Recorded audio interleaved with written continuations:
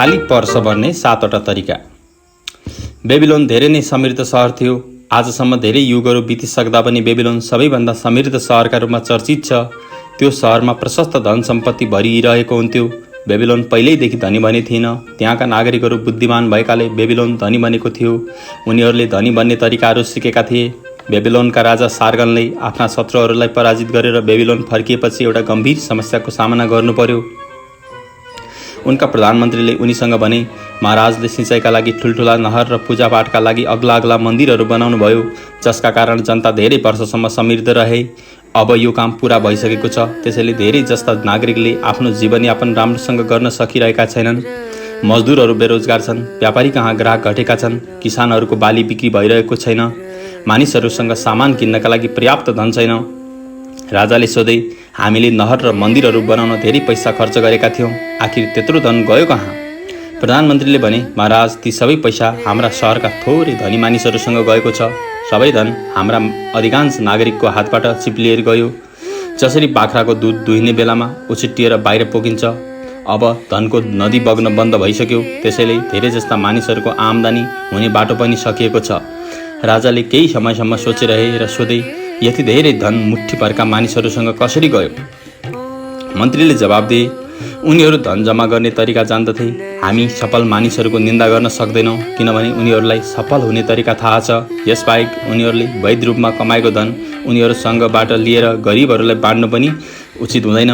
सम्राटले सोधे कि सबैजनाले धन कसरी जम्मा गर्ने भनेर किन सिक्दैनन्, जसले गर्दा मेरो सहरका हरेक नागरिक धनी बनुन्? के यस्तो सम्भव छैन? बिल्कुलै सम्भव छ महाराज, तर उनीहरूलाई कसले सिकाउँछ? पुरोहित र पुजारीहरूले यो काम गर्न सक्दैन। उनीहरूलाई धन कसरी कमाउने भन्ने बारेमा अलिकति पनि ज्ञान छैन।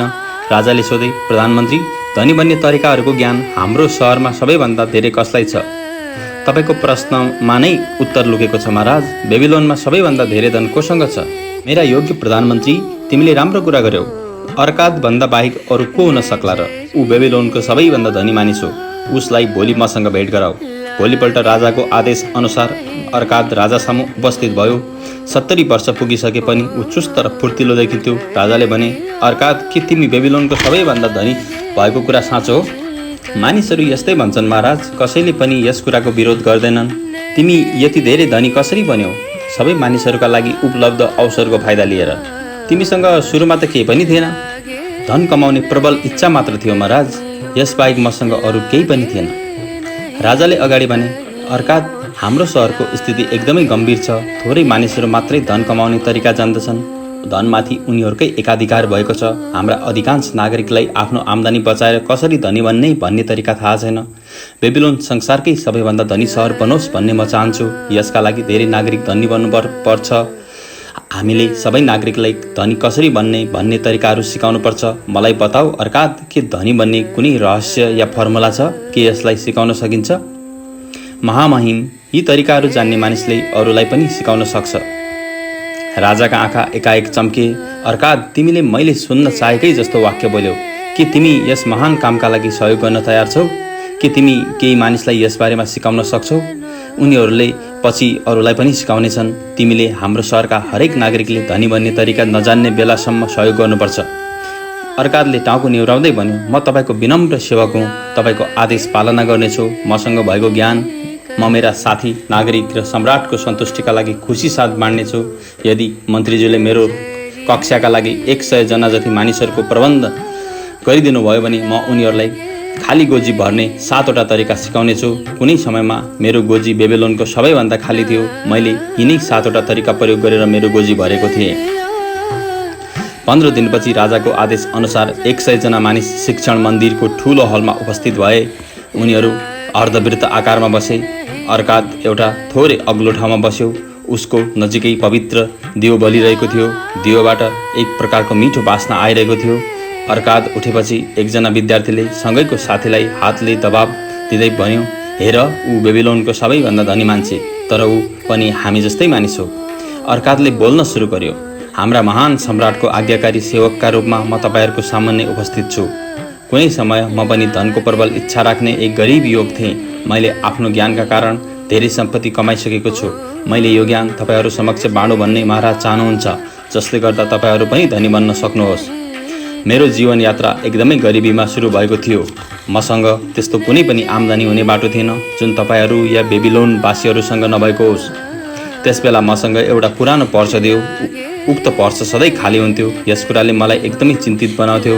मेरो पर्स मोटो भइरहोस् र सधैँभरि सुनका सिक्काहरूले भरिएको होस् भन्ने म चाहन्थेँ। त्यसैले म खाली पर्स भर्न जुटेँ। मलाई जम्मा 7वटा तरिका मिले। आज म तपाईहरूलाई खाली पर्स भर्ने 7वटा तरिका सिकाउने छु। धेरै धनी बन्न चाहने मानिसलाई मैले भनेका तरिकाहरूमा पानी बसाल्न सल्लाह दिन्छु। 7 दिनसम्म हरेक दिन म तपाईहरूलाई खाली पर्स भर्ने 7वटा तरिकामध्ये एउटा तरिका सिकाउने छु। मेरो कुरा ध्यान दिएर सुन्नुहोस्। मसँग छलफल गर्नुहोस्, आपसमा चर्चा गर्नुहोस्। यी तरिकाहरूलाई राम्रोसँग सिक्नुहोस् ताकि तपाईहरू पनि आफ्नो पर्समा धनको बिउ रोप्न सक्नुहोस्। सबैभन्दा पहिले तपाईहरूले यो तरिकाबाट लाभ लिएर धनी बन्नुपर्नेछ। त्यसपछि मात्रै तपाईहरू अरूलाई यो ज्ञान सिकाउन योग्य बन्नुहुनेछ। म तपाईहरूलाई पर्स भन्ने सजिला तरिकाहरू सिकाउने छु।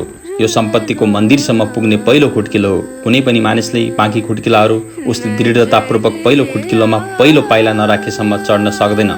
आउनुहोस् अब हामी आफ्नो पर्स भर्ने पहिलो तरिकाका बारेमा विचार गरौँ। पहिलो तरिका, आफ्नो पर्सलाई मोटो बनाउन सुरु गर्नुहोस्। अर्काले दोस्रो लाइनमा बसेको एक विचार मग्न व्यक्तिलाई सोध्यो, मेरो प्यारो मित्र तपाईँ के गर्नुहुन्छ? त्यस व्यक्तिले जवाब दियो, म एउटा रेकर्डको नक्कल गर्ने मानिस हुँ र मृदापत्रमा रेकर्ड लेख्छु। मैले पनि यही कामबाट सुरु गरेको थिएँ। त्यसैले तपाईँसँग पनि मसँग जति नै धनी बन्ने अवसर छ। फेरि अर्काले सबैभन्दा पछाडि बसेको रातो वर्णको अनुहार भएको मानिसलाई सोध्यो, तपाईँ आफ्नो जीवन चलाउनको लागि कसरी कमाउनुहुन्छ? त्यस व्यक्तिले जवाब दियो, म मासु बेच्छु। किसानहरूबाट खसी बोकाहरू किनेर ल्याउँछु र तिनलाई काटेर मासु हिरणीहरू र छाला जुत्ता बनाउने मानिसहरूलाई बेच्छु। तपाईँ पनि मेहनत गरेर कमाउनुहुन्छ। त्यसैले तपाईँमा पनि सफल हुने अवसर त्यति नै छ जति मसँग थियो।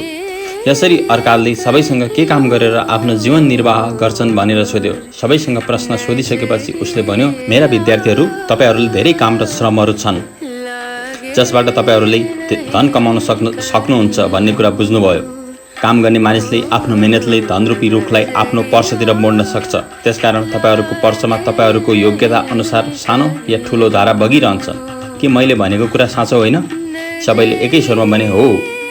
अर्काले भन्यो, यदि तपाईँहरू धनी बन्न चाहनुहुन्छ भने के तपाईँहरूले धनको पहिलेदेखि नै स्थापित भइसकेको स्रोत उपयोग गर्नु ठिक होइन? यसमा पनि सबैजना सहमत भए। अर्काले एउटा गरिब अन्डा व्यापारीतिर हेरेर सोध्यो, यदि तपाईँले कुनै भाँडोमा हरेक बिहान 10वटा अन्डाहरू राखेर हरेक दिन बेलुका त्यसमध्येबाट 9वटा अन्डा निकाल्नुभयो भने केही समयपछि के हुनेछ? केही समयपछि उक्त भाँडो भरिनेछ। किनभने हरेक मैले एउटा त्यहीँ राख्छु। अर्काले मुस्कुराउँदै सबैजनालाई हेरेर सोध्यो, के तपाईँहरूमध्ये कसैको पर्स खाली छ? विद्यार्थीहरू पहिले त एकअर्कालाई हेर्दै हाँसे। फेरि उनीहरूले जिस्किँदै आफ्नो खाली पर्स निकालेर हल्लाएर देखाइदिए। अर्काले अगाडि भन्यो, ठिक छ, अब म तपाईँहरूलाई खाली पर्स भन्ने पहिलो तरिका सिकाउँछु। तपाईँहरू मैले अन्डा व्यापारीलाई सुझाव दिएको जस्तै गर्नुहोस्। आफ्नो पर्समा राखेका 10वटा सिक्काहरूमध्ये 9वटा बाहिर निकाल्नुहोस्। आफ्नो 90% आम्दानी मात्रै खर्च गर्नुभयो भने छिट्टै नै तपाईँहरूको पर्स मोटो हुँदै जानेछ। पर्स गह्रौँ हुन थालेपछि तपाईँहरूलाई आनन्द मिल्नेछ। यो तरिका एकदमै साधारण जस्तो देखिन्छ, तर साधारण भएका कारण मेरो कुरालाई हल्का रूपमा नलिनुहोस्। सत्य सधैँ साधारण नै हुन्छ। मैले कसरी धन जम्मा गरेँ भनेर म तपाईँहरूलाई बताउँदैछु। मैले पनि यसरी नै सुरुवात गरेको थिएँ। पहिलो मेरो पर्स पनि सधैँ खाली रहन्थ्यो। मलाई पर्सदेखि रिस उठ्थ्यो। पर्समा मेरा इच्छाहरू पुरा गर्नका लागि पैसा हुँदैन थियो। जब मैले आफ्नो पर्समा 10वटा सिक्काहरू हालेर 9वटा सिक्काहरू मात्रै बाहिर निकाल्न सुरु गरेँ, मेरो पर्स गह्रौँ हुन थाल्यो। यो तरिकामा हिँड्नुभयो भने तपाईँहरूको पर्स पनि गह्रौँ हुनेछ। अब म तपाईँहरूलाई एउटा विचित्र सत्य बताउन गइरहेको छु जसका कारण मलाई पनि थाहा छैन। खर्चका लागि 90% आम्दानी राख्दा पनि मेरो खर्च राम्रोसँग चलिरह्यो। मैले पहिला जति सन्तुष्टिले खर्च गर्थेँ त्यति नै सन्तुष्टिका साथ 90% खर्चले चलाएँ। यसबाहेक केही समयपछि धन मसँग सजिलै आउन थाल्यो। निश्चित रूपमा यो प्राकृतिक नियम हो। आफ्नो आम्दानीको केही भाग बचाएर राख्ने र त्यसलाई खर्च नगर्ने मानिससँग धेरै धन सजिलैसँग आउन थाल्छ। धन त्यत्तिकै खाली पर्समा आउँदैन भन्ने कुरा पनि सत्य हो। तपाईँहरू कुन चिज पाउनका लागि बढी इच्छुक हुनुहुन्छ? के तपाईँहरूका लागि दैनिक चाहिने तत्कालिक इच्छाहरूको सन्तुष्टि धेरै महत्त्वपूर्ण हो। कपडा, गहना, सजावटका सामानहरू, मिठो भोजन, यी सबै कुराहरू त केही समयपछि नै सकिन्छन्, या फेरि तपाईँहरूका लागि पछिसम्म टिक्ने इच्छाहरू धेरै महत्त्वपूर्ण छन्। ठुलो बिजनेस, सुन, जग्गा, सधैँभरि आम्दानी भइरहने स्रोत, तपाईहरूले पर्सबाट निकालेको पैसाले तपाईँहरूको तत्कालिक इच्छाहरू पुरा हुन्छ। तपाईँहरूले आफ्नो पर्समा बचाएको पैसाले तपाईँहरूका भविष्यका ठुल्ठुला इच्छाहरू पुरा हुनेछन्। मेरा विद्यार्थीहरू, यो खाली पर्स भन्ने पहिलो तरिका थियो जसलाई मैले खोजेको थिएँ। म पर्समा 10 पैसा राख्थेँ, त्यसमध्ये 9 पैसा खर्च गर्थेँ। तपाईँहरू यसबारेमा आपसमा चर्चा गर्नुहोला। यदि कुनै प्रश्न निस्क्यो भने भोलि मलाई सोध्नुहोला। दोस्रो तरिका, खर्चलाई नियन्त्रण गर्नुहोस्। अर्काले दोस्रो दिन आफ्ना विद्यार्थीहरूलाई सम्बोधन गर्दै भन्यो, तपाईहरूमध्ये केहीले मलाई यस्तो प्रश्न सोध्नु भएको छ, यदि कसैले आफ्नो आम्दानीबाट पुरा खर्च नै चलाउन सक्दैन भने उसले आफ्नो पर्समा राखेको 10 पैसामध्ये 1 पैसा कसरी बचाउन सक्छ? हिजो तपाईँहरूमध्ये कसको पर्स खाली थियो? सबैले जवाब दिए, हामी सबैको। तर तपाईँहरूको आम्दानी समान छैन। केही मानिस अरूको भन्दा धेरै कमाउँछन्, कसैको परिवार ठुलो छ, त्यसैले परिवारको पालन पोषण गर्नमा उनीहरू धेरै खर्च गर्छन्। आम्दानी र खर्च फरक हुँदाहुँदै पनि तपाईँहरू सबैको पर्स खाली थियो। अब म तपाईँहरूलाई मानिसको असामान्य सत्यताका बारेमा बताउँदैछु। त्यो सत्यता हो, हाम्रो आवश्यक खर्च सधैँभरि हाम्रो आम्दानीको अनुपातमा बढिरहनेछ जबसम्म हामी यसलाई रोक्ने कोसिस गर्दैनौँ। आवश्यक खर्च र आफ्ना इच्छाहरू बीचको फरकलाई राम्रोसँग बुझ्नुहोस्। आफ्नो आम्दानीबाट तपाईँहरूका जति इच्छाहरू पुरा हुन सक्छन्, तपाईँहरूको परिवारका इच्छाहरू त्योभन्दा धेरै बढी हुन्छ। ती इच्छाहरूको सन्तुष्टिका लागि आम्दानी कम हुन्छ र धेरै इच्छाहरू त्यतिकै बाँकी रहन्छन्। सबै मानिससँग उनीहरूले सन्तुष्ट गर्न सक्ने भन्दा धेरै इच्छाहरू हुन्छन्। तपाईँ म आफ्नो धनका कारण आफ्ना हरेक इच्छालाई पुरा गर्न सक्छु भनेर सोच्नुहोला, तर यो कुरा सत्य होइन। मेरो पनि समयको सीमा छ, मेरो पनि शक्तिको सीमा छ। म जति यात्रा गर्न सक्छु त्यसको दूरीको सीमा छ। म जति उत्साहका साथ आनन्द लिन सक्छु त्यसको पनि सीमा छ। किसानले खाली ठाउँ छोडेको खेतको भागमा घाँसहरू उम्रिन्छन्। त्यस्तै गरी इच्छाहरूलाई पुरा गर्ने सम्भावना हुने ठाउँमा मानिसहरूको मनमा अरू नयाँ इच्छाहरू उत्पन्न हुन्छन्। इच्छाहरू असीमित हुन्छन्, तर तपाईँले पुरा गर्न सक्ने इच्छाहरू सीमित हुन्छन्। आफ्नो जीवनशैली र खर्चको बानीका बारेमा राम्रोसँग सोच्नुहोस्। यस्तो गर्दा तपाईँहरूलाई केही खर्चहरू अवश्य मिल्नेछन् जसलाई कम या खर्च नगर्न सकिन्छ। एउटा लक्ष्य बनाउनुहोस्। तपाईँहरू जति पनि पैसा खर्च गर्नुहुन्छ त्यसको बदलामा तपाईँहरूलाई 100% सन्तुष्टि मिलोस्। तपाईँहरू जुन चिजका लागि खर्च गर्न चाहनुहुन्छ त्यसलाई लेख्नुहोस्। आवश्यक कुराहरू मात्रै छान्नुहोस्। यसबाहेक तपाईँहरूको 90% आम्दानीबाट सम्भव हुने आवश्यकताहरू छान्नुहोस्।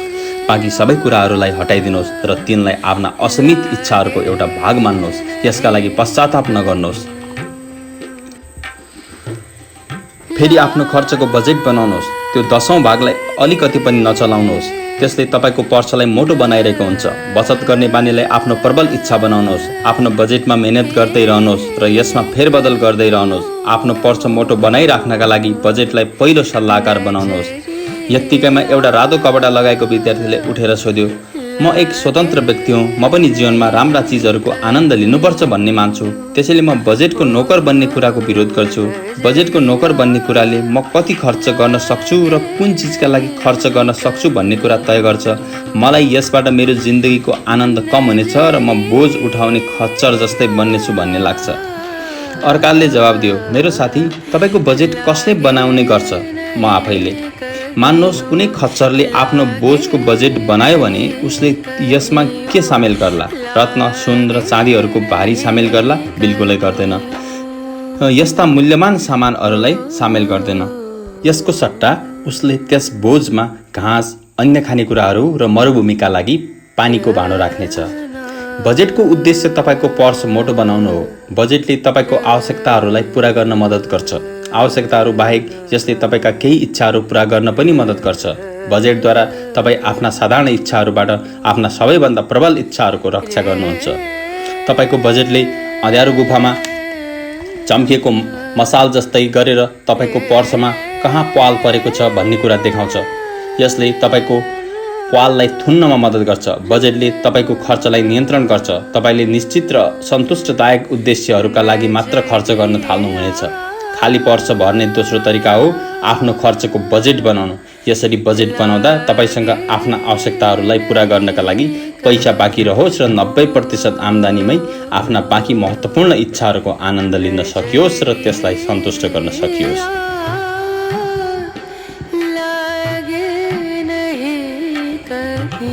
तेस्रो तरिका, आफ्नो धनलाई 2 गुणा बढाउनुहोस्। अर्काले तेस्रो दिन आफ्नो कक्षामा सम्बोधन गर्दै भन्यो, अब तपाईहरूले आफ्नो खाली पर्स भरिँदै गइरहेको देख्नुहुनेछ, किनभने तपाईहरूले आफैलाई अनुशासित गर्न सिकिसक्नु भएको हुन्छ। अब तपाईहरूले आम्दानीको 10औं भाग बचाउन सुरु गरिसक्नु भएको छ। बढिरहेको धनको रक्षा गर्नका लागि आफ्नो खर्च नियन्त्रण गरिसक्नु भएको छ। अब हामी आफ्नो बचतबाट कसरी मेहनत गराउन सकिन्छ र त्यसलाई कसरी बढाउन सकिन्छ भन्ने बारेमा विचार गर्नेछौँ। पर्समा पैसा राख्दा आनन्द आउँछ। कन्जुस मानिसलाई यसले सन्तोष दिन्छ, तर यसले आम्दानी बढाउँदैन। आफ्नो आम्दानीबाट बचत गर्नु त सुरुवात मात्र हो। हामी आफ्नो बचतबाट अझै बढी धन कसरी जम्मा गर्न सक्छौँ? लगानी गरेर। मेरो पहिलो लगानीमा दुर्भाग्यवश सबै बचत डुबेको थियो। उक्त कहानी म तपाईँहरूलाई बताउने छु। मैले पहिलो लाभकारी लगानी हतियार बनाउने मानिसलाई ऋण दिएर गरेँ। त्यस मानिसले हतियार बनाउन चाहिने सामानहरू समुद्र पारीबाट किनेर ल्याउँथ्यो। धेरै सामानहरू किन्नका लागि उसँग पर्याप्त पुँजी थिएन। अतिरिक्त धन उनीहरूबाट ऊ ऋण लिन्थ्यो। ऊ एउटा सम्मानित र विश्वास गर्न लायक मानिस थियो। उसका हतियारहरू बिक्री भएपछि ऊ आफ्नो ऋण चुक्ता गर्थ्यो र त्यसको ब्याज पनि दिन्थ्यो। उसलाई फेरि ऋण दिने बेलामा म उसले पहिला दिएको ब्याजसहित ऋण दिन्थेँ। यसरी मेरो पुँजी बढिरहेको मात्र थिएन, मेरो आम्दानी पनि बढिरहेको थियो। मेरो पुँजी ब्याजसहित वर्षमा आउँदा मलाई धेरै सन्तुष्टि मिल्थ्यो। मेरा प्यारा विद्यार्थीहरू, म तपाईँहरूलाई बताउँ, सम्पत्ति पर्समा राखेको पैसाले जम्मा हुँदैन।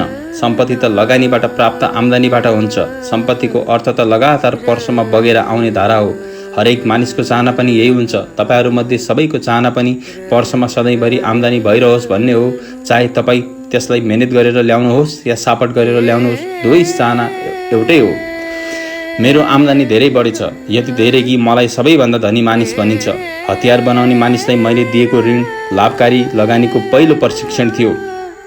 त्यस प्रशिक्षणबाट प्राप्त ज्ञान मेरो धेरै नै काममा आयो। मेरो जम्मा पुँजी बढेपछि मैले दोस्रो व्यक्तिलाई पनि ऋण दिएँ र लगातार लगानी गरिरहेँ। पहिला केही ठाउँ र पछि धेरै ठाउँबाट मेरो पर्समा पैसाको सुनौलो धारा बगेर आउन थाल्यो, जसलाई मैले मनलाग्दो प्रयोग गर्न सक्थेँ। हेर्नुहोस्, आफ्नो सानो आम्दानीबाट मैले पैसा या सेवकहरूको सेना तयार गरेँ, जसमध्ये हरेक पैसा या सेनाले मेरा लागि काम गर्थ्यो र धन कमाउँथ्यो। तिनको जस्तै त्यसबाट जन्मिएका सन्तानले पनि मेरा लागि काम गर्थे। तिनको जस्तै तिनका सन्तानले पनि मेरा लागि काम गर्थे। फेरि तिनका सन्तान, जबसम्म उनीहरूको संयुक्त प्रयासले मलाई धेरै आम्दानी भएन। आम्दानी राम्रो हुन थालेपछि धन छिटो बढ्न थाल्छ। यसलाई तपाईँहरूले एउटा उदाहरणबाट बुझ्न सक्नुहुन्छ। एउटा किसानले आफ्नो पहिलो छोरो जन्मिएको समयमा साउ कहाँ चाँदीका 10वटा सिक्का ब्याजमा जम्मा गराइदियो। उसले साउलाई आफ्नो छोरा 20 वर्ष भएपछि उक्त पैसा ब्याज र मूलधनसहित फिर्ता गरिदिन भन्यो। साउ हरेक 4 वर्षमा 25% ब्याज दिन तयार थियो। किसानले आफ्नो छोराका लागि यो धन छुट्टै राखेको थियो, त्यसैले उसले साउलाई ब्याज पनि मूलधनमा जोड्दै जान आग्रह गर्यो। छोरा 20 वर्षको भएपछि किसान एकपटक फेरि साउका गयो र आफूले जम्मा गरेको पैसाको बारेमा सोध्यो। उसको रकम चक्रवृद्धि ब्याजका कारण बढिरहेको र उसले जम्मा गरेको 10वटा चाँदीका सिक्का बढेर 30.5 वटामा परिणत भएको कुरा साउले बतायो। यो कुरा सुनेर किसान धेरै खुसी भयो। उसको छोरालाई कहिल्यै धनको आवश्यकता थिएन, त्यसैले उसले उक्त धन फेरि साउकोमै जम्मा गरिदियो। उसको छोरा 50 वर्षको हुँदा किसान संसारबाट गइसकेको थियो। साउले हिसाब चुक्ता गर्दै छोरालाई चाँदीका 175 वटा सिक्काहरू दियो। यसरी 50 वर्षमा त्यो लगानी चक्रवृद्धि ब्याजका कारण 17 गुणाले बढेको थियो। खाली पर्स भर्ने तेस्रो तरिका हो, हरेक सिक्कालाई यसले अरू सिक्का नजन्माउने बेलासम्म मेहनत गराउँदै रहनुहोस्। हरेक सिक्काको लगानीले तपाईँलाई आम्दानी दिइरहोस्। धनको धारा लगातार बगेर तपाईँको पर्समा आइरहोस्, यस कुरालाई सुनिश्चित गर्नुहोस्। चौथो तरिका, आफ्नो पुँजीको रक्षा गर्नुहोस्। अर्काले चौथो दिन आफ्नो कक्षामा भन्यो, मानिसहरूले आफ्नो पर्समा राखेको धन दृढतापूर्वक रक्षा गर्नुपर्छ। रक्षा नगर्ने हो भने धनले उसलाई छोडेर जानेछ। त्यसैले पहिला सानो रकमलाई सुरक्षित राख्न सिक्नुपर्छ। बल्ल परमात्मालाई हामी धेरै धन सुरक्षित राख्न सक्छौँ भन्ने विश्वास हुनेछ। धन हुनेहरूका अगाडि प्रलोभनहरू पनि धेरै आउँछन्। उनीहरूलाई धेरै अवसरले बोलाउँछन्। धेरै राम्रो ठाउँमा लगानी गरेर धेरै नाफा कमाउन सक्छु जस्तो लाग्छ। प्राय उनीहरूका साथी र आफन्तहरूले उत्साहका साथ लगानी गरेका हुन्छन् र उनीहरूलाई पनि यस्तै गर्न प्रेरित गर्छन्। लगानीको पहिलो सिद्धान्त हो आफ्नो मूलधनको सुरक्षा। यदि मूलधन डुब्ने खतरा छ भने के धेरै कमाउने लोभमा पर्नु राम्रो हो? मलाई यसमा अलिकति पनि समझदारी लाग्दैन। आफ्नो जम्मा पुँजी लगानी गर्नुभन्दा पहिले त्यसबारेमा राम्ररी विचार गर्नुहोस्। पहिला आफ्नो पुँजी फिर्ता आउँछ भन्ने कुरामा पुरै आश्वस्त हुनुहोस्। फटाफट धनी बन्ने हवाई जहाज जस्ता इच्छाहरूले गर्दा गलत दिशामा नगइयोस्। कुनै व्यक्तिलाई ऋण दिनुभन्दा पहिला उसमा ऋण तिर्ने सामर्थ्य छ कि छैन भनेर राम्रोसँग विचार गर्नुहोस्। ऋण चुक्ता गर्ने बारेमा उसको प्रतिष्ठा कस्तो छ भन्ने पनि हेर्नुहोस्। होइन भने थाहै नपाई तपाईँले उसलाई आफ्नो मेहनतको कमाई उपहारमा दिइरहनु भएको हुनेछ। कुनै पनि क्षेत्रमा लगानी गर्नुभन्दा पहिला मूलधन कसरी चल्छ भन्ने बारेमा बुझ्नुहोस्। मेरो पहिलो लगानी दुःखद थियो। 1 वर्षसम्म मेहनतले बचाएको पैसालाई मैले अजमर नाम गरेको इँटा बनाउने मानिसलाई दिएँ। अजमर विदेश जाँदै थियो। उसले फिनिसियन्सको दुर्लभ रत्नहरू ल्याउने कुरा गरेर मेरो बचत लगेको थियो। ती रत्नलाई बेचेर नाफा आपसमा बाँड्ने हाम्रो योजना थियो। फिनिसियन्स बदमाश थिए। उनीहरूले रत्नको सट्टा त्यस्तै देखिने काँचको टुक्रा भिडाइदिए। यसरी मेरो पुरै जम्मा गरेको पुँजी गयो। आज म रत्न किन्नका लागि इँटा व्यापारीमाथि विश्वास गर्नु मूर्खता हो भनेर तत्कालै थाहा पाउँछु। म आफ्ना अनुभवहरूबाट तपाईँहरूलाई एउटा सल्लाह दिन चाहन्छु। यदि अति आत्मविश्वासी भएर आफ्नो पुँजी डुब्ने सम्भावना हुने ठाउँमा खर्च नगर्नुहोस्। धनको व्यवस्थापनका लागि अनुभवी मानिसहरूसँग सल्लाह लिनुभयो भने राम्रो हुनेछ। यस्तो खालको सल्लाह सित्तैमा मिल्छ। यो सल्लाह लगानी गरी जत्तिकै मूल्यवान हुन सक्छ। यो खाली पर्स भन्ने चौथो तरिका हो। यो तरिका धेरै महत्त्वपूर्ण छ। पर्स भरिएपछि यसले तपाईँलाई खाली हुनबाट बचाउँछ। आफ्नो जम्मा भएको पुँजीलाई नोक्सान हुनबाट बचाउनुहोस्। बचत सुरक्षित रहने ठाउँमा मात्रै लगानी गर्नुहोस्। त्यहाँबाट तपाईँले आफूले चाहेकै बेलामा आफ्नो पुँजी फिर्ता ल्याउन सक्नुहोस् र उचित ब्याज लगातार मिलिरहोस्। धनबाट धेरै लाभ प्राप्त गर्नका लागि अनुभवीहरूबाट सल्लाह लिनुहोस्। असुरक्षित लगानीबाट आफ्नो धनको बुद्धिमत्तापूर्वक रक्षा गर्नुहोस्। 5औं तरिका, आफ्नो घरका लागि लगानी गर्नुहोस्। अर्काले आफ्नो कक्षाको 5औं दिन 5औं तरिका बताउँदै भन्यो, मानिसहरूले आफ्नो कमाइको 10औं भाग भविष्यमा जीवनको आनन्द लिन सकियोस् भन्ने सोचले राख्छन्। यदि उनीहरूले आफ्नो आम्दानीको 9 भागबाट पनि केही बचत गर्न सके र त्यसलाई राम्रो ठाउँमा लगानी गर्न सके भने उनीहरूको सम्पत्ति छिट्टै बढ्दै जानेछ। बेबिलोनमा धेरै जस्ता मानिस आफ्नो परिवारसँग भाडाको घरमा बस्छन्।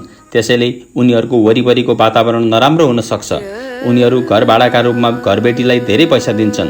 प्राय उनीहरूलाई भाडाको घरमा बगैँचाहरूका लागि ठाउँ हुँदैन। उनीहरूका श्रीमतीहरूले बिरुवाहरू रोप्न पाउँदैनन्। यस्तो काम गर्न पाउँदा महिलाहरूलाई खुसी मिल्ने थियो। बच्चाहरूलाई खेल्ने ठाउँ हुँदैन। उनीहरू फोहोरमै खेलिरहेका हुन्छन्। कुनै पनि परिवारले उसको घरमा उसका बच्चाहरूका लागि सफा खेल्ने ठाउँ नभएसम्म र महिलाहरूका लागि सुन्दर फुलहरू तथा परिवारलाई खुवाउने सब्जी लगाउने जग्गा नभएसम्म जिन्दगीको पुरै आनन्द लिन सक्दैन। आफैले रोपेको अन्जीर र अङ्गुर खान पाउँदा हरेक मानिस खुसी हुन्छ। त्यसबेला बल्ल उसलाई आफ्नो घरको मालिक बन्नमा गर्व अनुभव हुन्छ। त्यसबाट उसको आत्मविश्वास बढ्छ र उसले आफ्नो प्रयासले अझै धेरै मेहनत गर्छ। त्यसैले हरेक मानिससँग आफ्नै घर हुनुपर्छ। म यही सल्लाह दिन्छु। आफ्नै घर बनाउनु कुनै गाह्रो काम होइन। इच्छा शक्ति भएको व्यक्तिले यो काम गर्न सक्छ। हाम्रा महान सम्राटले बेबिलोनको पर्खाललाई यति धेरै फैलाइदिएका छन्। यसभित्र धेरै खाली जमिनहरू छन्। तिनलाई उचित मूल्यमा खरिद गर्न सकिन्छ। मेरा विद्यार्थीहरू, म तपाईहरूलाई अर्को कुरा पनि भन्छु। आफ्नो परिवारका लागि जमिन र घर किन्न चाहने मानिसलाई साहुहरूले खुसी साथ ऋण दिन्छन्। तपाईले इँटा र घर बनाउने मानिसहरूबाट पनि अलिकति ऋण लिन सक्नुहुन्छ। यदि तपाईसँग जम्मा गरेको थोरै पुँजी छ र उनीहरूलाई ऋण तिर्न सक्छु भन्ने विश्वास दिलाउन सक्नुहुन्छ भने, एउटा बहुमूल्य सम्पत्तिको मालिक बनेपछि बल्ल तपाईँलाई साँच्चै खुसीको अनुभव हुनेछ। त्यसबेला सम्राटलाई कर तिर्नु मात्रै तपाईँको एकलौटी खर्च हुनेछ। त्यसबाहेक तपाईँहरूकी पत्नीहरू कपडा धुन नदीमा जाने छैनन्। फुलमा हाल्ने पानी लिन पनि उनीहरूलाई नदीमा जान आवश्यक पर्ने छैन। घर मालिक बन्ने मानिसहरूलाई धेरै लाभ हुन्छ। यसबाट उनीहरूको खर्च कम हुन्छ। आफ्नो आम्दानीको धेरै भाग इच्छाहरूको सन्तुष्टि तथा आनन्दका लागि उपलब्ध हुन्छ। त्यसैले खाली पर्छ भन्ने 5औं तरिका हो, आफ्नो घरको मालिक बन्नुहोस्।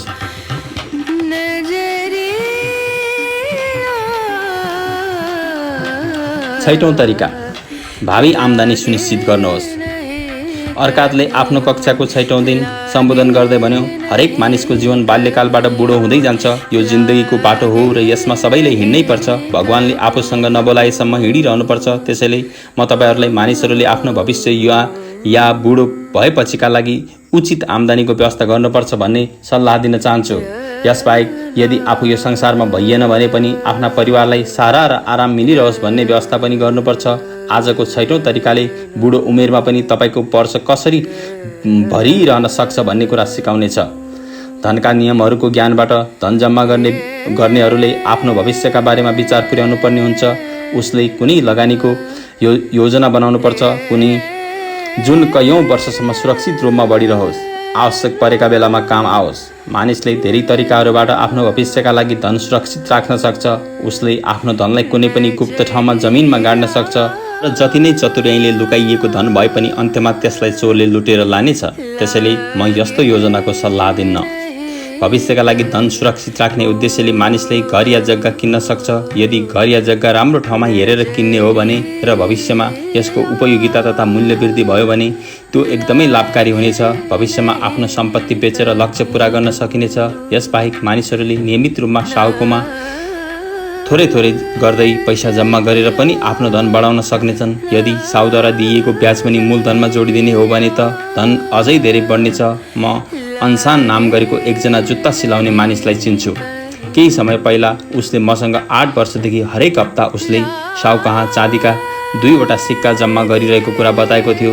उसका अनुसार भर्खरै साहुले उसको हिसाब बतायो, जसलाई सुनेर ऊ धेरै नै खुसी भयो।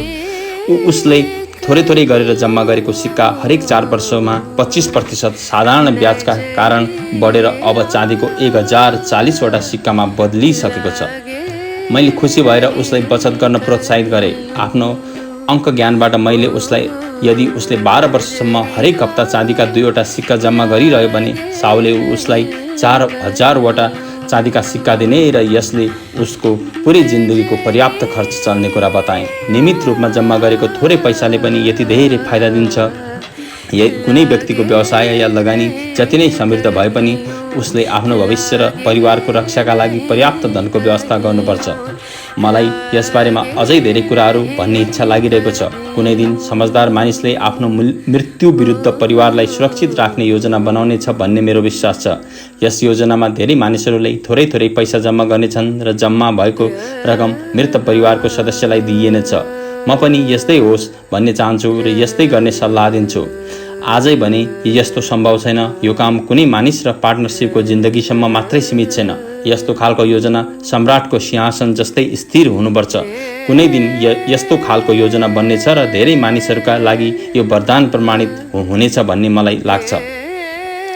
त्यसबेला पहिलो सानो भुक्तानपछि नै यदि व्यक्ति मर्यो भने पनि उसको परिवारको लागि आर्थिक सहयोगको व्यवस्था हुनेछ।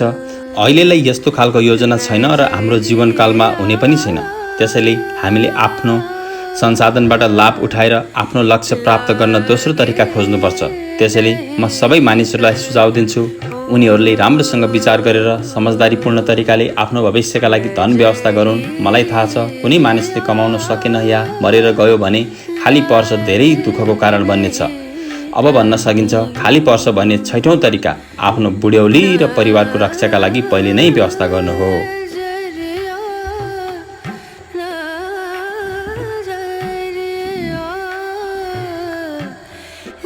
7औं तरिका आफ्नो आम्दानीको क्षमता बढाउनुहोस्। अर्कादले 7औं दिन आफ्नो कक्षालाई सम्बोधन गर्दै भन्यो, मेरा विद्यार्थीहरू, आज म तपाईहरूलाई खाली पर्छ भन्ने सठिक तरिका बताउन गइरहेको छु। आज म धनका बारेमा होइन, बरु तपाईहरूका बारेमा कुरा गर्नेछु जो छुट्टा छुट्टै रङका कपडाहरूमा मेरो अगाडि बसिरहनु भएको छ। म मानिसहरूको दिमाग र जीवनका केही चिजहरूका बारेमा कुरा गर्नेछु जसले उनीहरूको सफलताको समर्थन या विरोधमा काम गर्छ। केही समय पहिले एकजना युवक मसँग ऋण माग्न भनेर आयो। मैले उसलाई पैसा किन आवश्यक पर्यो भनेर सोधेँ। उसले उसको खर्च आम्दानीभन्दा बढी भएको कुरा बतायो। उसका कुरा सुनेर मैले उसमा अतिरिक्त धन कमाउने क्षमता नभएसम्म कुनै साहुले पनि उसलाई ऋण नदिने कुरा बताएँ। उसले ऋण तिर्न सक्छ भन्ने नलागेसम्म साहुले उसलाई ऋण दिँदैन। मैले उसलाई भने, तिमीले आफ्नो आम्दानी बढाउनुपर्छ। आफ्नो कमाउने क्षमता बढाउनका लागि तिमीले के गरेका छौ? युवकले भन्यो, मैले आफूले सक्ने जति सबै गरेँ। 2 महिनामा 6 पटक मैले आफ्नो तलब बढाउनका लागि मालिकसँग आग्रह गरेँ, तैपनि मलाई सफलता मिलेन। कुनै पनि व्यक्तिले योभन्दा बढी अनुरोध गर्न सक्दैन। हामी उसको निष्कपटतामा हाँसौँला, तर त्यस युवकमा आम्दानी बढाउन चाहिने आवश्यक एउटा महत्त्वपूर्ण गुण थियो, धेरै कमाउने प्रबल इच्छा। यो एकदमै उचित हो।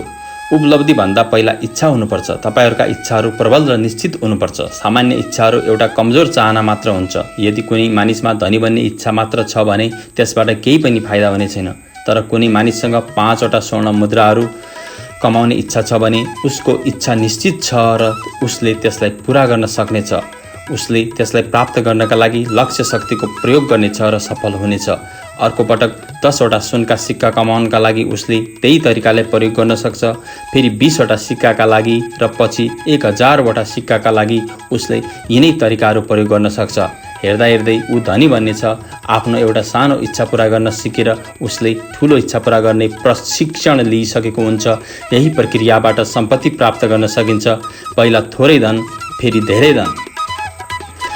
इच्छाहरू सजिला र निश्चित हुनुपर्छ। यदि इच्छाहरू धेरै जटिल छन् र तिनलाई प्राप्त गर्ने प्रशिक्षण मानिससँग छैन भने उसलाई सफलता मिल्दैन। मानिस आफ्नो काममा धेरै कुशल बनेपछि उसले आफ्नो कमाउने क्षमता पनि बढाउँछ। गरिब हुँदाका दिनहरूमा म हरेक दिन केही सिक्काको सट्टामा मृतापत्रमा लेख्थेँ। त्यहाँका अरू मृतापत्र लेख्ने अरूले मेरोभन्दा केही बढी मृतापत्रमा लेख्थे, जसका कारण उनीहरूको मेरोभन्दा धेरै कमाइ हुन्थ्यो। मैले पनि उनीहरूको जति नै काम गर्ने सङ्कल्प गरेँ। उनीहरू सफल हुनुको कारण बुझ्नमा मलाई धेरै समय लागेन। मैले आफ्नो काममा धेरै रुचि लिएँ, एकाग्रतापूर्वक काम गरेँ, आफ्नो प्रयासमा धेरै लगन प्रयोग गरेँ। हेर्दा हेर्दै मानिसहरूले मैले भन्दा कम मृतापत्रमा लेख्थे। ममा छिट्टै नै बढेको क्षमताका कारण मलाई पुरस्कार मिल्यो। आफ्नो तलब बढाउने आग्रह गर्न मलाई आफ्नो मालिक कहाँ 6 पटक जानु आवश्यक पनि परेन। हामीसँग जति ज्ञान छ त्यति नै हामीले कमाउन सक्छौँ। आफ्नो कलामा धेरै निपुणता प्राप्त गर्ने कोसिस गर्ने व्यक्तिलाई राम्रो पुरस्कार मिल्छ। यदि ऊ कानुन या उपचारको क्षेत्रमा काम गर्छ भने उसले आफ्नो व्यवसायका बाँकी मानिसहरूसँग विचार विमर्श गर्न सक्छ या उनीहरूबाट सल्लाह लिन सक्छ। यदि ऊ व्यापारी हो भने उसले लगातार कम मूल्यमा किन्न सकिने राम्रो चिजहरूको खोजी गर्न सक्छ। मानिसका स्थितिहरू सधैँ बदल्ने र सुध्रिने भइरहन्छन्। बुद्धिमान मानिसले नयाँ योग्यताहरू सिकिरहेको हुन्छ। योग्यताहरूकै विकसित अवस्थामा प्रगति निर्भर हुन्छ। त्यसैले म आग्रह गर्छु, प्रगतिको पहिलो खुट्किलोमा उभिनुहोस् र स्थिर नरहनुहोस्। स्थिर भएर उभिँदा पछाडि परिन्छ। धेरै चिजहरूले मानिसको जीवनलाई अनुभवी बनाउँछन्। यदि कुनै व्यक्तिमा आत्मसम्मान छ भने उसले तल दिएका कामहरू गर्नुपर्ने हुन्छ। उसले आफ्नो ऋण यथासम्भव छिट्टै चुक्ता गर्नुपर्छ। भुक्तान गर्न नसक्ने सामान उसले किन्नु हुँदैन। उसले आफ्नो परिवारको राम्रो हेरचाह गर्नुपर्छ। उसले सम्पत्तिको इच्छापत्र बनाइदिनुपर्छ। उसलाई भगवानले बोलाए भने पनि उसको सम्पत्तिको राम्रोसँग बाँडफाँड हुन सकोस्। यसरी खाली पर्छ भन्ने 7औं र अन्तिम तरिका हो आफ्नो शक्तिको विकास गर्नु। अधिक बुद्धिमान तथा योग्य बन्नका लागि अध्ययन गर्नु, आत्मसम्मानपूर्वक काम गर्नु। यस्तो गर्दा तपाईहरूलाई आफूले सावधानीपूर्वक सोचिएका इच्छाहरू पूरा गर्ने आत्मविश्वास जाग्नेछ। खाली पर्छ भने 7 वटा तरिकाहरू यिनै हुन्। मैले यिनलाई लामो र सफल जीवनको अनुभवबाट सिकेको हुँ। म धन कमाउन चाहने सबैलाई यिनमा बानी बसाल्न आग्रह गर्छु। मेरा साथीहरू, बेबिलोन सुनका सिक्काहरूले भरिएको छ, जसको तपाईँहरू कल्पना समेत गर्न सक्नुहुन्न। यहाँ सबैका लागि प्रचुर मात्रामा धन छ। अगाडि बढ्नुहोस्। मैले बताएको सत्यतालाई आत्मसात गर्नुहोस्। समृद्धि बन्नु तपाईँहरूको अधिकार हो। त्यसैले समृद्ध बन्न सक्नुहोस्। अझै अगाडि बढेर यस सत्यका बारेमा दोस्रो व्यक्तिलाई पनि बताउनुहोस्। हाम्रो सम्राटका हरेक सम्मानित नागरिक हाम्रो प्रिय सहरको अपार धनमा सहभागी बन्न सकुन्।